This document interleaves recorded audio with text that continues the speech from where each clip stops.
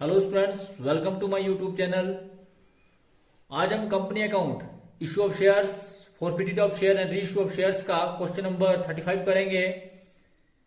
Question को जो है वो आपने बड़े ध्यान से समझना है, क्योंकि क्वेश्चन जो है इस बात का विशेष ध्यान रखें आप कि सबसे पहले आपको क्वेश्चन को समझना होगा, क्योंकि क्वेश्चन को अगर आपको क्वेश्चन समझ आता है तभी आपको जो है उसको सॉल्व करना आएगा।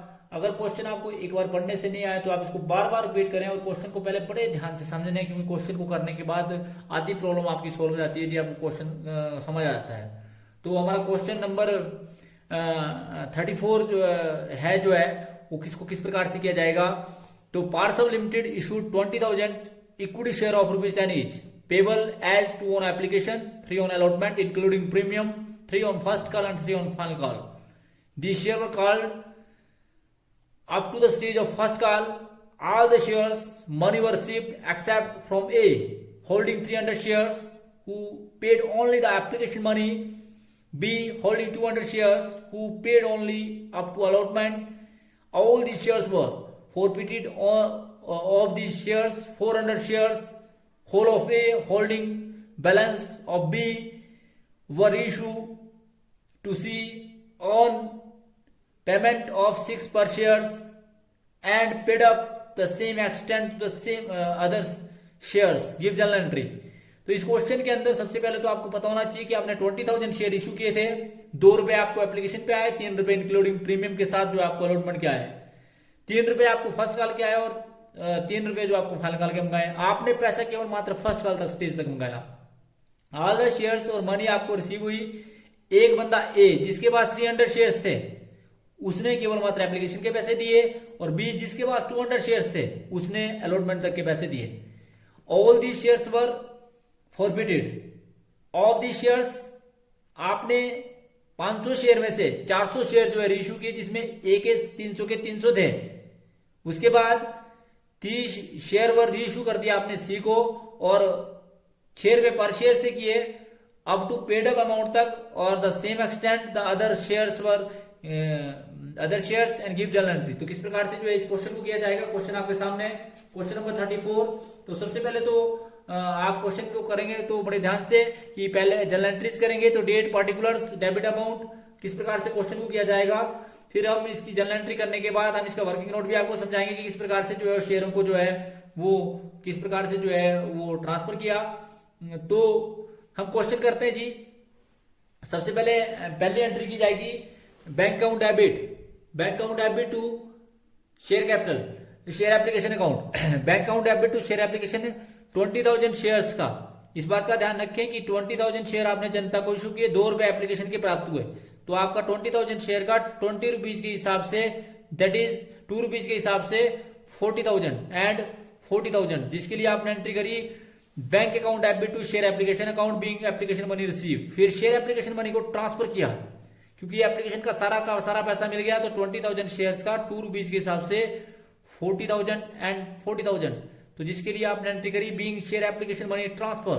फिर आपने अलॉटमेंट ड्यू करी। जब आपने अलॉटमेंट ड्यू करी तो आप सभी जानते हैं 20,000 शेयर्स की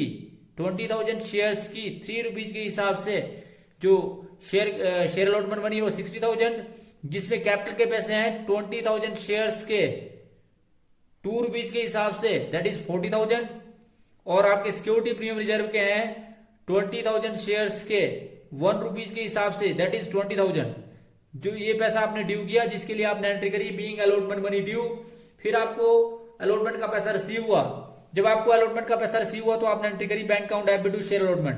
तो ए जिसके पास, आप सभी जानते हैं कि ए जिसके पास 300 शेयर्स थे उन्हें अलॉटमेंट का पैसा नहीं दिया। इसका मतलब है कि आपको जो है वो 60,000 में से ₹900 नहीं मिले। दैट मीन्स कि 300 शेयर्स के ₹3 के हिसाब से ₹900 आपको प्राप्त नहीं हुए। तो आपको जो प्राप्त हुए वो है जी 59,100, जिसके लिए आपने एंट्री करी bank account debit to share allotment 59,100 being allotment money receive, जिसके लिए आपने नरेशन लिखी। फिर आपने फर्स्ट कॉल ड्यू करी। फर्स्ट कॉल भी जो आपकी ₹3 के हिसाब से थी, 20,000 शेयर्स की ₹3 के हिसाब से, जिसके लिए आपने एंट्री करी share first call account debit to share capital. Due करी आपने 20,000 शेयर्स की ₹3 के हिसाब से 60,000 एंड 60,000 जिसका आपको पैसा रिसीव हुआ, जिसके लिए आपने एंट्री करी share first call account debit to share capital account, जिसके लिए नरेशन लिखी being share first call money due. फिर आपको एक बंदा जिसके पास 300 शेयर्स थे ए और एक बंदा जिसके पास 200 शेयर्स थे बी, उन दोनों ने जो है वो फर्स्ट कॉल के पैसे नहीं दिए। तो दैट मीन्स कि आपको 500 शेयर के 3 रुपीज के हिसाब से 1500 रुपए प्राप्त नहीं हुए। तो जो आपको प्राप्त हुए वो 60,000 माइनस 1,500 दैट इज 58,500 एंड 58,500। तो इस प्रकार से जो है आपने इसकी एंट्री करी, जिसके लिए आपने नरेशन लिखी being share first call money receive. उसके बाद आपने जो है इन शेयरों को जब्त कर लिया, फर्स्ट कॉल स्टेज तक ही आपने पैसे मंगाए। फिर जब आपने इन शेयरों को जब्त किया तो आपने एंट्री करी, क्योंकि आप सभी जानते हैं कॉल्ड अप अमाउंट से शेयर कैपिटल को डेबिट किया जाएगा। आपने 7 ही रुपए मंगाए, आपने 3 रुपए नहीं मंगाए, तो शेयर कैपिटल को डेबिट किया जाएगा 500 शेयर का 3 रुपए के 7 रुपए के हिसाब से, दैट इज 3,500। उसके बाद आप सभी जानते हैं केवल मात्र 300 शेयर का आपको सिक्योरिटी प्रीमियम का पैसा नहीं मिला, तो 300 शेयर का 1 रुपीज के हिसाब से 300 रुपीज। जो पैसा आपको अलॉटमेंट का नहीं मिला, 2 शेयर अलॉटमेंट, आप सभी जानते हैं आपको अलॉटमेंट का पैसा नहीं मिला था 300 शेयर का 3 रुपीज के हिसाब से जो एक थे, दैट मीन्स की 900। और इसी प्रकार से आपको फर्स्ट कॉल का पैसा नहीं मिला था, और वो आपको टोटल नहीं मिला था 300 शेयर का एक का और 200 शेयर का बी का, दैट मीन्स की 500 शेयर का 3 रुपए के हिसाब से जो टोटल पैसा आपको नहीं मिला वो मिला था 1500 रुपए। और जो पैसा आपको मिला आप सभी जानते हैं आपको पैसा कैसे मिला, 300 शेयर का 2 रुपए के हिसाब से 600 रुपए और 200 शेयर का 4 रुपए के हिसाब से 800 रुपए। तो इसका मतलब है तो आपको जो टोटल पैसा मिला 600 और 800 1400 रुपए। तो जो आपको टोटल पैसा मिला 1400 रुपए वो आपने यहां डाल दिया। वो कैसे मिला, क्योंकि आप सभी जानते हैं एप्लीकेशन का पैसा, एक ए ने एप्लीकेशन का पैसा दिया और बी ने एप्लीकेशन और अलॉटमेंट का पैसा दिया, तो 200 शेयर का 4 रुपए के हिसाब से, तो टोटल मतलब 600 प्लस 800 दैट इज 1400 रुपए। तो इस प्रकार से 1400 रुपए आपको प्राप्त हुए। इनमें से आपने, आप सभी जानते हैं, इनमें से आपने 400 शेयर को 6 रुपए के हिसाब से, दैट मीन्स की 2400 रुपए के हिसाब से आपने रीइश्यू कर दिया। और क्योंकि कॉल्ड अप अमाउंट जो आपका था वो 7 रुपए था, यानी कि पेड अप अमाउंट भी 7 रुपए था, तो 400 शेयर का 1 रुपए के हिसाब से आपको नुकसान हुआ 400 रुपए। और आपके शेयर कैपिटल में जो जाएंगे वो 400 शेयर के 7 रुपए के हिसाब से 2800 रुपए। अब आपको नुकसान कितना हुआ, ये नुकसान जो आपको हुआ वो आज ही 600 रुपए। वो कैसे निकाला जाएगा आपको बताया जाएगा, जिसके लिए आपने एंट्री करी share float account debit to capital reserve 600 रुपए और 600 रुपए। अब आप बोलेंगे कि इसका डिफरेंस तो 1000 रुपए, ये नहीं है, ये कैसे आया, इसको आप निकालते हैं, वर्किंग नोट बनाते हैं जिससे आपको और क्लियर होगा। तो जिसके लिए आपने नरेशन में लिखी कि being forfeited profit on reissue of share transfer to capital reserve. आपने कैपिटल रिजर्व में 600 रुपए ट्रांसफर किया, कहने का मतलब है कि बनता इसका डिफरेंस है 400 रुपए, परंतु क्योंकि हमने सारे शेयर जो है रीइश्यू नहीं किए, हमने 500 शेयर में से 400 शेयर रीइश्यू किए।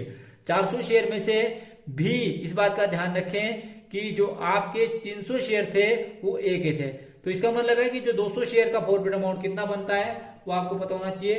तो जो 200 शेयर का जो आप वर्किंग नोट बनाएंगे तो जिससे आपको और क्लियर होगा, उन 200 शेयर का जो फॉरफिट अमाउंट बनता है वो बनता है 800 रुपए।